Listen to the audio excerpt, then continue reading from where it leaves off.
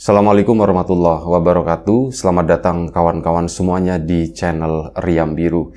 Terima kasih banyak untuk kawan-kawan semua yang sudah berkenan hadir di channel ini tentunya. Dan untuk kawan-kawan yang kemarin sempat memesan bawang gorengnya Wiji juga, terima kasih banyak. Ya, sedikit banyak membantu kami gitu ya. Terima kasih. Dan kali ini ada satu cerita datang dari Mbak Diah di Jogja. Mbak Diah menceritakan tentang satu peristiwa horor yang pernah dialami oleh dirinya. Kejadiannya sendiri sekitar tahun 2000-an. Tahun tepatnya itu nggak ingat, lupa. Dan pada saat itu intinya, keluarganya Mbak Diah itu dari dulu itu punya seorang pembantu atau seorang asisten rumah tangga. Bertahun-tahun asisten rumah tangga atau pembantu itu tinggal di rumahnya Mbak Diah. Sampai bahkan dari Mbak Diah itu belum lahir ya. Sampai Mbak Diah usianya waktu itu udah sekitar kelas 1 SMP. Nah, saat itu pembantunya tadi mungkin karena udah merasa capek, udah merasa lelah ya, bosan juga mungkin ya, karena usia juga udah lumayan cukup sepuh, hampir 60-an tahun. Akhirnya beliau ini meminta izin untuk mengundurkan diri dari keluarganya Mbak Diah tersebut, dari pekerjaan itu. Ya, sedih tentunya gitu ya. Dan nanti repotnya lagi tuh nyari penggantinya ini gimana ya. Tapi karena ya udah dibujuk-bujuk,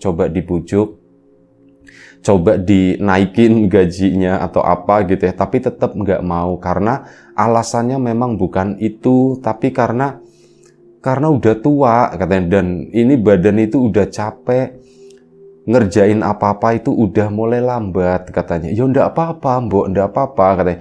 Ndak lah, saya ndak enak, saya juga pengen pulang kampung, saya pengen main sama cucu katanya begitu. Oh ya sudah, wis kalau alasannya udah keluarga gitu, itu lumayan cukup susah. Bahkan sebenarnya udah sempat dirayu, ya sudah sih mbok mau libur seminggu 2 minggu ndak apa-apa mbok, tapi nanti balik lagi ke sini katanya. Aduh saya ndak ini, pokoknya udah nggak mau ya. Dan akhirnya sudah dilepaslah beliau ini yang bersangkutan ini. Ada kekosongan di rumah itu tanpa seorang pembantu, seorang asisten rumah tangga. Mbak Diah sendiri itu juga ikut merasakan gitu ya. Kosong banget ya, ada sedih juga. Biasanya kan kalau misal bapak sama ibunya nggak di rumah, lagi bekerja, kan Mbak Diah temannya pembantu tersebut. Tapi karena sudah nggak ada, itu kan kayaknya rumah itu melompong. Ya cuman ada adiknya doang gitu ya. Rumah itu tuh melompong banget gitu, kosong banget ini.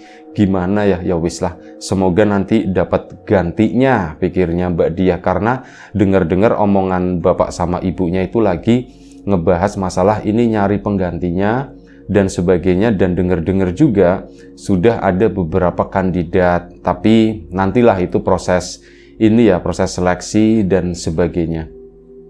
Sampai pada suatu hari Mbak Diah sendiri nggak mengikuti proses itu, yaitu urusannya orang tua gitu ya.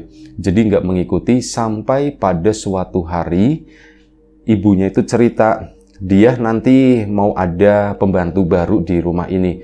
Oh ya Bu katanya. Iya, kapan Bu datangnya? Paling 2-3 hari ke depan lah kata si ibunya.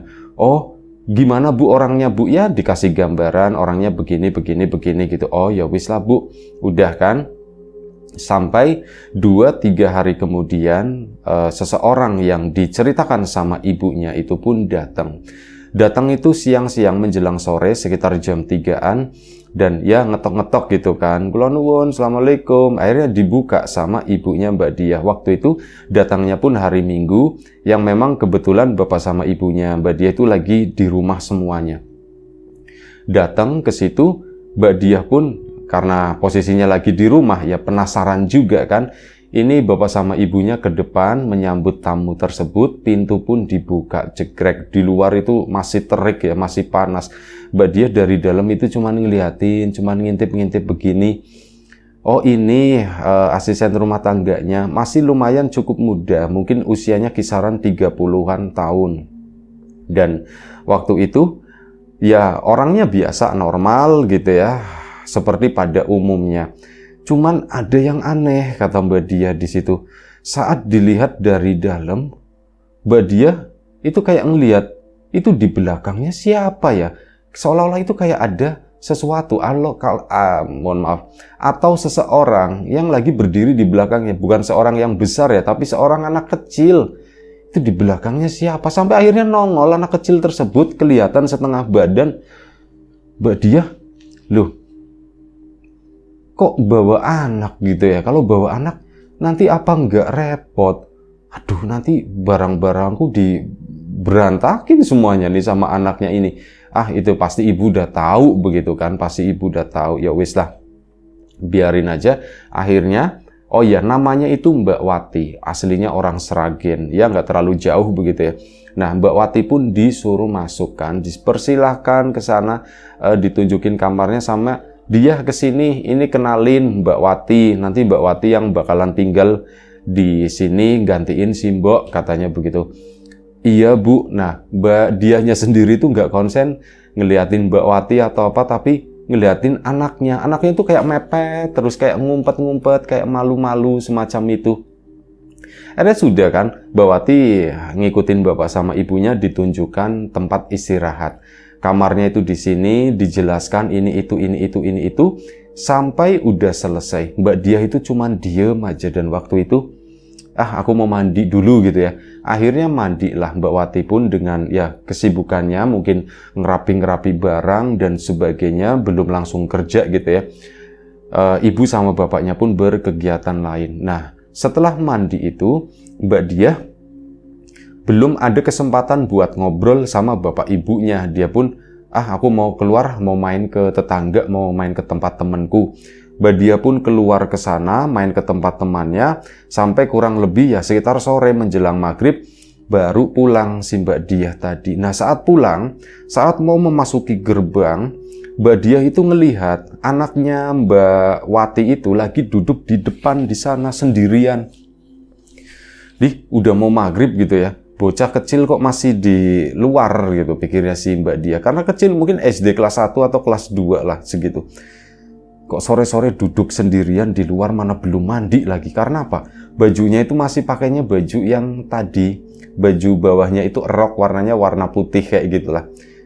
Belum mandi jam segini. Sudahlah. Nyiapin gitu ya, nyapa. Dek, udah mandi belum? Maksudnya begitu, mau basa-basi kan. Begitu masuk ke dalam rumah, nutup gerbang, ngelongok ke sana, loh, si bocilnya nggak ada, si bocahnya kemana gitu, pikirnya Mbak Diah. Ya sudah, cuek aja, mungkin dia masuk kali, malu kali ya. Akhirnya masuk ke dalam rumah sana. Mbak Wati pun nggak kelihatan. Pokoknya Mbak Wati itu area belakang. Mbak Diah kan masuk di area tengah. Di situ ada bapak sama ibunya. Nah, di sana Mbak Diah akhirnya ada kesempatan gitu kan buat ngobrol-ngobrol. Ini kebetulan bapak sama ibunya lagi pada duduk di situ. Ngajak ngobrol lah, membuka sebuah omongan. Pak, Bu, Mbak Wati itu bawa anak ya Bu ya, katanya. Hah? Bawa anak, kata ibunya. Bawa anaknya siapa? Iya, tadi waktu kesini kan Mbak Wati itu bawa anak Bu. Tadi itu aku lihat di depan kayaknya belum mandi Bu. Itu kalau kayak gitu, apa ndak merepotkan Bu nanti gitu. Maksudnya Mbak Diah itu mau ngomongin hal semacam tadi, tapi takutnya bapak sama ibunya tersinggung atau gimana gitu ya. Ngomongnya pun coba dengan hati-hati dan pelan-pelan, karena bagaimanapun juga ini udah keputusan bapak sama ibunya untuk merekrut si Mbak Wati tadi. Tentu saja dengan konsekuensinya membawa anak atau apa gitu ya. Iya Bu, apa itu nanti nggak merepotkan Bu? Nanti kalau misal kayak gitu Mbak Watinya lagi kerja, terus anaknya ngobrak-ngabrik mainanku gimana Bu? Ngobrak-ngabrik ini ya, koleksi boneka atau buku-bukunya kayak gitu ya. Itu gimana Bu? Bapak sama ibunya tuh bengong, saling ngelihat. Si itu, siapa namanya, si Mbak Diah pun sama-sama bengong. Bapak sama ibu kenapa? Akhirnya kan ditanya gitu kan. Malah justru ibu yang mau nanya. Kamu ini kenapa? Katanya. Loh, emang kenapa Bu? Lah itu kamu tadi cerita Mbak Wati itu bawa anak. Emang kamu lihat di mana? Kata si ibunya. Bu, aku itu ngelihat Bu. Tadi Bas baru datang ke sini, anaknya ikut-ikut masuk gitu kan. Yang bener kata ibunya. Beneran Bu, sumpah aku ndak bohong, katanya Mbak Wati itu bawa anak. Sebentar, kata si ibunya kan, sebentar ya, panggil Mbak Wati dulu, katanya begitu. Soalnya apa? Ibu itu nggak ngelihat, katanya. Hah? Ibu nggak ngelihat? Iya, ibu nggak ngelihat ya. Ibu mikirnya, lagian masa kerja begitu bawa anak, nginep di sini kan ya nggak enak, kata si ibunya. Iya juga sih Bu, makanya itu aku bingung seperti itu. Soalnya aku ngelihat Bu. Ya sudah, nanti kita panggil Mbak Wati dulu. Nanti habis maghrib katanya gitu kan. Akhirnya udah ngobrol-ngobrol. Si Mbak dia juga berkegiatan yang lain gitu ya. Sampai akhirnya selepas maghrib, Mbak Wati pun dipanggil. Ibunya ke belakang. Wati, sini sebentar katanya. Je Bu, akhirnya ke situ kan si Mbak Watinya. Wati, ibu mau nanya katanya. Ini nih kata si dia, kamu tadi waktu datang itu bawa anak, katanya begitu. Mbak Watinya itu kayak ya mungkin kaget mukanya gitu ya, mungkin kaget.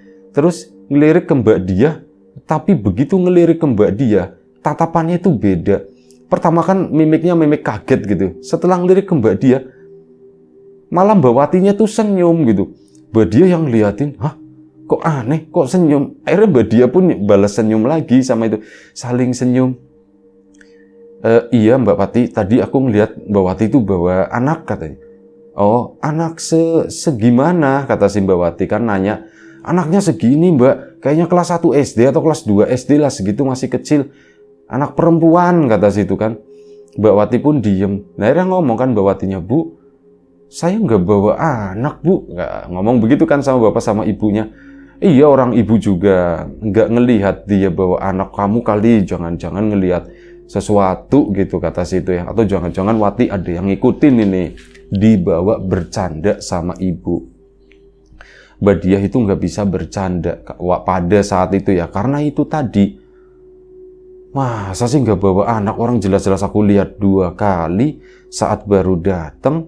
Sama itu pas tadi aku pulang dia duduk di depan sana, anaknya siapa, orang sama persis kayak anaknya Mbak Wati. Kok bilangnya nggak ngelihat, bapak sama ibu juga nggak ngelihat.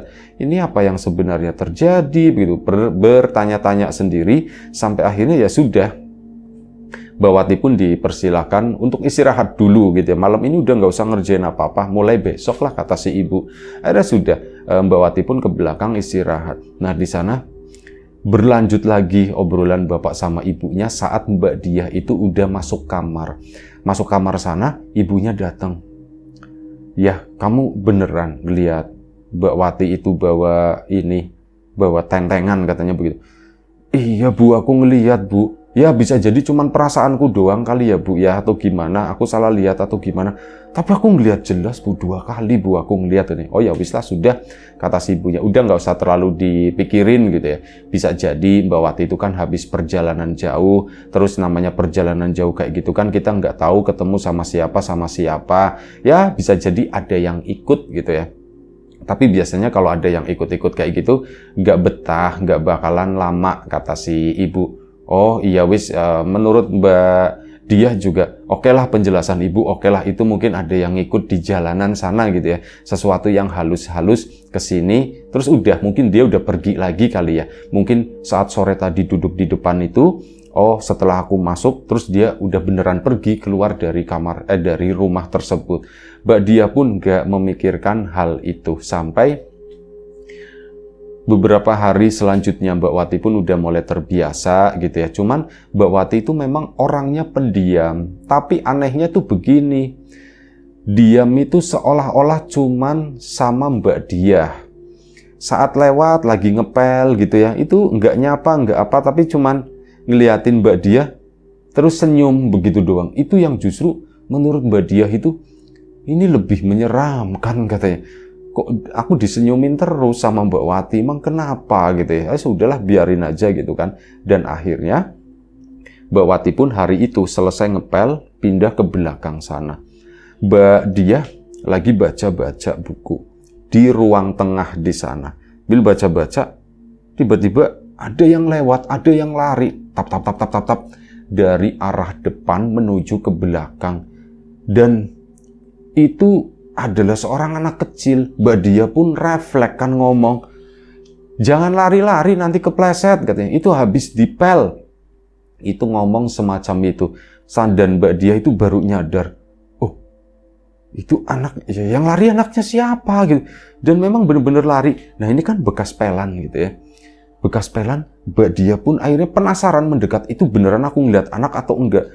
Kalau bekas pelan, lantai basah, dilihat dari sudut miring ini, dari satu titik ini ya, dari satu sudut pandang, itu kan biasanya ada cap telapak kakinya gitu ya.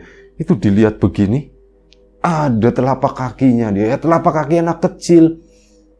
Beneran ada, berarti beneran ada yang lewat di sini, ada yang lewat di depanku. Nah, disitulah Mbak Diah itu mulai, boleh dibilang, mulai muncul rasa takut. Iya, rasa takut. Aku makin yakin di rumah ini tuh ada satu tambahan lagi, anak kecil itu. Cuman dia itu apanya Mbak Wati gitu ya. Nah, dari situ Mbak Diah pun mulai, satu takut, kedua rasa penasarannya pun muncul. Dan mau ngomong sama bapak sama ibu itu masih terlalu susah buat ngejelasinnya gitu ya. Belum ada bukti, belum ada apa. Aku tuh ceritanya tuh belum panjang. Jadi udahlah aku diem dulu. Aku mau cari tahu dulu. Ini udah ya, aku udah ngelihat sekali dia itu lagi lari ke sana. Bahkan aku sampai ngingetin, jangan lari, itu habis dipel, licin, nanti kepleset. Aku sudah sempet sampai ngomong kayak gitu, udahlah. Waktu pun berjalan. Malam hari, suatu hari gitu ya. Dan ini belum lama, masih di minggu-minggu pertama lah Mbak Wati bekerja di sana. Bapak sama ibu pun nggak ada komplain, nggak ada omongan-omongan di belakang, ngebahas masalah Mbak Wati atau apa, itu nggak ada sama sekali.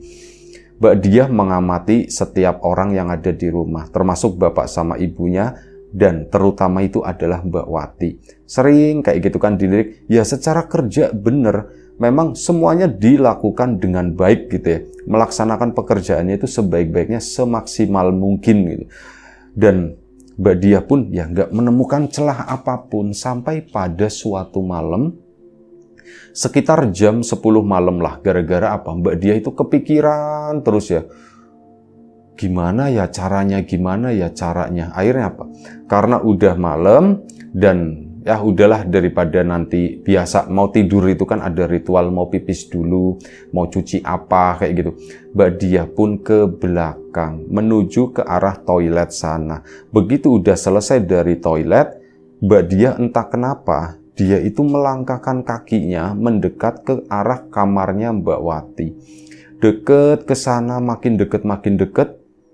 Di situ Mbak Diah itu mendengar ada suara orang ngobrol. Dan di tahun 2000-an awal, handphone itu kan belum ya, masih barang mewah begitu ya. Keluarganya Mbak Diah aja ndak punya, ndak ada satupun yang punya, apalagi Mbak Wati gitu. Tapi ini kok Mbak Wati kayak lagi ngobrol di dalam kamar, nelpon ya ndak mungkin. Terus ngobrol sama siapa? Makin deket penasaran gitu kan. Akhirnya beneran didengerin sama Mbak Diah gitu. Dan Mbak Wati itu memang lagi ngobrol, ada suara anak kecil di situ, dan seolah-olah itu kayak suaranya Mbak Wati sama anaknya lagi ngobrolin, lagi bercanda begitu. Mbak Watinya pun cekikikan, anaknya juga sama cekikikan, tapi suara itu kayak ditahan gitu, jangan terlalu keras, jangan terlalu kencang, semacam itu. Merasa ya itu tadi, ini aneh, beneran Mbak Wati itu bawa seorang anak. Mbak Diah pun akhirnya pindah gitu ya ke sana, pindah dari tempat tersebut menuju ke kamar bapak sama ibunya. Diketok, tek, Pak, Bu gitu kan. Pak, Bu gitu. Ya, kata si ibunya. Kenapa ya? Masuk, kata si ibu kan. Akhirnya dibuka. Masuklah ke sana. Kenapa? Udah malam kamu kok belum tidur, kata si ibunya. Bapaknya itu udah tidur. Bu, aku mau cerita, kata si Mbak Diah. Oh, mau cerita apa gitu. Sini, duduk sini. Bapaknya pun akhirnya kebangun gitu, ada suara orang-orang ngobrol. Pintunya tutup dulu ya, Bu ya. Iya, tutup aja. Pintu pun ditutup, jegrep. Mbak Diah cerita di sana, Bu. Aku tadi ke belakang, Bu, pipis. Terus aku ngedenger Mbak Wati itu lagi ngobrol sama seseorang, Bu. Sama seorang anak kecil, Bu. Hah? Masa anak kecilnya siapa? Bu, aku ndak bohong, Bu. Setidaknya yang aku dengar itu seperti itu. Mbak Wati itu lagi ngobrol sama anak kecil, Bu. Aku dengar suaranya dua-duanya. Mereka ketawa-ketawa, ya kayak gitu. Kayak dulu waktu aku kecil sama ibu gimana sih, suka digodain, suka digelitikin kayak gitu. Itu kayak gitu, Bu, modelannya itu semacam itu. Masa sih? Ibu kalau nggak percaya, dicek aja sana. Nengok ke arah bapaknya begitu kan. Ya Bu, coba aja dicek, kata si bapak kan. Akhirnya ibunya sama Mbak Dia menuju ke kamarnya Mbak Wati ke sana. Jalan pelan-pelan, ibunya pura-puranya mau ke toilet atau apa gitu ya. Tapi di tengah-tengah berdiri. Jadi toilet itu ke arah kiri, kamarnya Mbak Wati itu sebelah kanan. Berhenti di sana, coba didengarkan, dan ibunya itu pun mendengar suara tadi. Iya, ibu juga dengar. Kok bisa ya? Emang diumpetin di mana ya? Ya aku nggak tahu, Bu. Bisa jadi itu Bu, katanya. Sudah, kata ibunya. Ibunya pun makin mendekat ke sana dan akhirnya apa? Berdiri tepat di depan kamarnya si Mbak Wati. Ini si Mbak Dia nunggu di sana dengan ya agak-agak tegang gimana, agak-agak takut, dan akhirnya ibu pun ngetok kamarnya Mbak Wati. Tek tek tek tek tek tek. Wati, katanya. Wati. Iya Bu, langsung dijawab begitu kan. Wati, sebentar. Mbak Wati pun akhirnya buka pintu, cekrek. Iya Bu, kenapa Bu? Wati, maaf, kata si ibu, malam-malam mengganggu. Kamu belum istirahat? Ini Bu, sebentar lagi saya mau istirahat. Saya tuh mau nanya, di kamar itu ada siapa ya gitu? Di kamar nggak ada siapa-siapa Bu, cuman saya aja Bu. Dan akhirnya kamar itu pun dibuka sama si Mbak Wati. Ibunya ngelongok begini, ya memang nggak ada siapapun. Memangnya kenapa Bu? Enggak apa-apa. Si Mbak Dia itu tadi dia kesini, katanya. Dia kesini. Mbak Dia asem, aku kok diadepin langsung gitu ya. Tapi Mbak Dia pun kesana mendekat, bilang, kamu tadi dengar ada suara anak kecil ya, ngobrol sama Mbak Wati. Iya, dan saya juga dengar Wati gitu ya.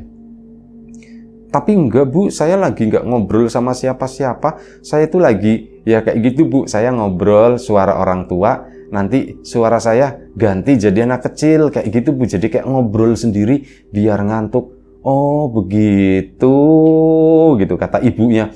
Oh ternyata begitu. Nah Mbak Dia itu ndak langsung percaya dengan hal tersebut. Karena apa? Mbak Dia kan maju ke sana, kelihatan kelihatan kamarnya Mbak Wati. Ada bocah duduk di sana. Cuman bocahnya itu serem banget, kata si Mbak Dia. Itu kayak anak kelas 1 SD, anak perempuan, cuman apa? Dikerudungin, warnanya hitam semuanya, duduk di kasur lantainya si Mbak Wati yang buat tidur itu.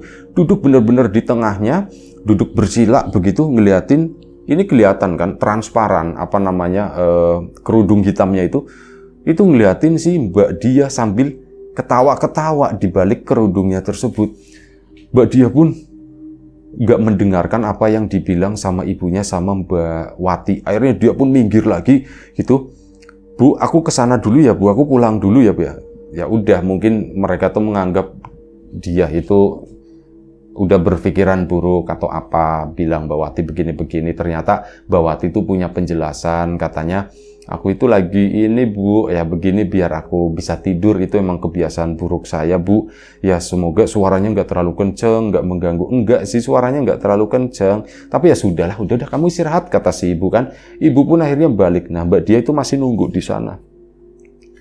Kamu ini ada-ada aja, kata si ibu kan. Itu ternyata Mbak Wati itu lagi, ibunya tuh nggak melihat di sana di kamar. Yang melihat sosok hitam itu cuman si Mbak Dia. Itu ceritanya tuh begitu. Mbak Dia diem aja, ibunya masuk, udah kamu istirahat. Mbak Dia ikut ibunya ke dalam kamar. Bu, aku ndak bohong Bu, yang bohong itu Mbak Wati Bu, katanya. Apalagi, kata ibunya.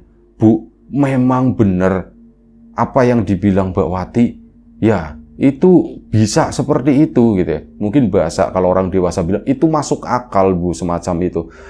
Itu bisa dijelaskan lah dengan ya seperti, tapi Mbak Wati itu bohong Bu.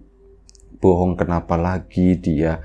Bu, Aku ngelihat anak kecil itu di kamarnya Mbak Wati, Bu, lagi duduk di sana, Bu. Aku ngelihat jelas banget. Makanya aku balik ke sini itu karena aku takut, Bu. Karena aku ngelihat, Bu, itu pakai begini-begini. Nah, tapi bapaknya pun akhirnya menenangkan gitu ya. Udah kata si bapak. Udah, dia istirahat ya katanya. Iya Pak, iya Bu. Tapi aku mau tidurnya di sini aja kata si Mbak Dia. Loh kenapa? Aku takut Bu. Oh ya udahlah kalau kayak gitu. Udah, sini kamu tidur sama ibu. Bapak yang tidur di kamarmu katanya. Iya, pokoknya aku mau ditemenin gitu. Akhirnya Mbak Dia tidur sama ibunya. Si bapak pun turun dari tempat tidurnya di sana, pindah ke kamar kamarnya Mbak Dia di sana ngegantiin. Udah, malam itu pun tertidur. Nah, keesokan paginya si Mbak Dia sama ya tentu ibunya bangun gitu kan. Mbak Wati itu udah bangun duluan, nyiapin sarapan dan sebagainya. Mbak Dia pun juga mau sekolah gitu kan. Pagi itu Mbak Dia itu diem aja. Rasanya itu aku takut ketemu sama Mbak Wati itu takut. Bener-bener takut, tapi udah ndak apa-apa. Begitu Mbak Wati nongol gitu kan, itu yang diliatin itu di bawahnya Mbak Wati itu ada siapa gitu, di belakangnya itu ada siapa. Tapi nggak ada siapa-siapa di sana. Ya wis, tenang lagi. Setelah itu berangkat sekolah, cerita ke beberapa temannya juga. Dan akhirnya pulang sekolah lagi. Kan bapak sama ibunya belum pulang. Nah, ini Mbak Dia pun masuk ke dalam kamar sana. Dan sebelum masuk ke dalam kamar, ini ada pintu antara ruang tengah dan ruang belakang. Mbak Dia itu ngeliatin ke belakang sana, melihat ada rok begini loh. Ada rok panjang, warnanya coklat muda. Itu kayak seolah-olah ada orang yang lagi berdiri dan ngumpet di balik itu. Cuman roknya itu kelihatan di bagian bawahnya. Loh, itu rok. Kan kayak roknya Mbak Wati gitu kan. Akhirnya apa? Si Mbak Dia mau masuk kamar, sengaja ke belakang sana nengokin ini roknya siapa. Ternyata bener. Mbak Dia ke area dapur. Mbak Wati memang lagi melakukan sesuatu. Ya, goreng-goreng atau apa di sana gitu ya. Dan rok yang dipakai itu sama. Akhirnya kan berpikir Mbak Dia, ini orang itu kayak lagi ngawasin aku atau gimana sih? Mbak, akhirnya dipanggil kan. Mbak, iya dia gitu kan. Mbak tadi ngelihat, tadi berdiri di sini ya Mbak ya. Itu Mbak Wati itu nggak ngomong, dia itu cuma nengok, cuma senyum begitu doang. Itu yang bikin Mbak Dia takut. Dan akhirnya apa? Udah, Mbak Dia pun masuk ke dalam kamar lagi, ke dalam kamar ganti baju dan sebagainya. Sampai udah selesai, mainlah di tetangganya. Aku nggak mau di rumah, itu takut. Bahkan sempat cerita ke tetangganya juga kalau begini-begini-beginilah, ada sesuatu yang aneh. Sepulang bapak sama ibunya, Mbak Dia ini kali ini tuh serius ngomong, Pak, Bu, aku takut tinggal di rumah, kata si Mbak Dia. Loh, kamu takut kenapa? Aku takut sama Mbak Wati. Ini bukan cuman pikiranku aja, Bu. Ini udah, ya satu pikiranku, penglihatanku sama perasaanku itu udah jadi satu, Bu.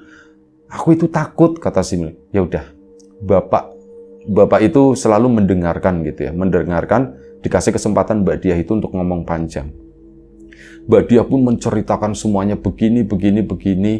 Aku itu takut begini. Akhirnya ya sudah. Nanti Bapak sama Ibu obrolin dulu ya, katanya begitu kan.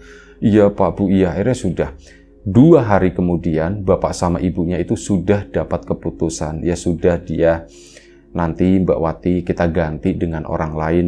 Iya Pak, Bu, gitu kan. Udah kan, akhirnya sudah. Di hari terakhirnya, singkat cerita, Bapak sama Ibunya itu udah ngomong ke Mbak Wati, Wati, mohon maaf, begini-begini, kamu itu pekerjaannya bagus, kamu ndak punya salah apapun di sini, tapi ya mungkin ada yang nggak cocok di sini dan kami tidak bisa memperpanjang kamu untuk kerja di sini, tapi tenang aja, untuk masalah bayaran, ya itu tetap dibayar full dan kami ngasih tambahan, kami ngasih kompensasi sebagai permintaan maaf kami. Ya meskipun kecewa, tapi Mbak Wati pun ya harus menerima keputusan itu tadi.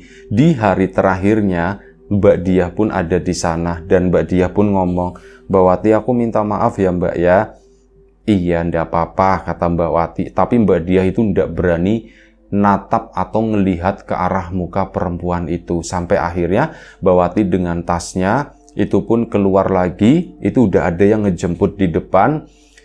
Mbak Diah ngelihat gitu kan, dia berjalan ke sana, anak kecil itu tuh ada ngikutin Mbak Wati, dan dengan pakaiannya bukan kerudung warna hitam itu enggak, tapi kayak pakaian anak kecil, pakaian rok, warnanya itu entah putih, entah krem kayak gitu, yang sebawah lutut segitu, yang di bawahnya tuh jemprak gitu.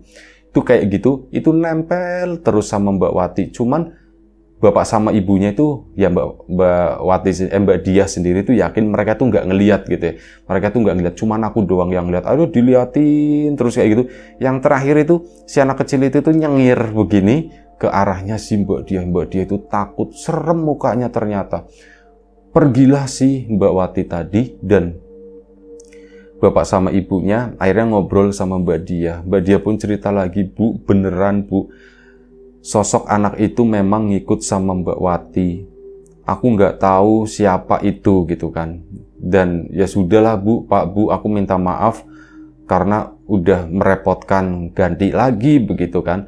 Ya enggak apa-apa, kata bapak sama ibunya, enggak apa-apa, yang penting kan di rumah itu harus semuanya nyaman. Kalau misal ada salah satu enggak nyaman, kayak kamu nih misalnya, ya ngapain gitu kan. Toh kita bisa cari penggantinya, kata bapak. Akhirnya sudah dicarilah penggantinya tadi, sampai akhirnya terdengar sebuah kabar. Ternyata ibunya Mbak Diah itu cari-cari informasi mengenai Mbak Wati. Dan ada satu cerita di masa lalu.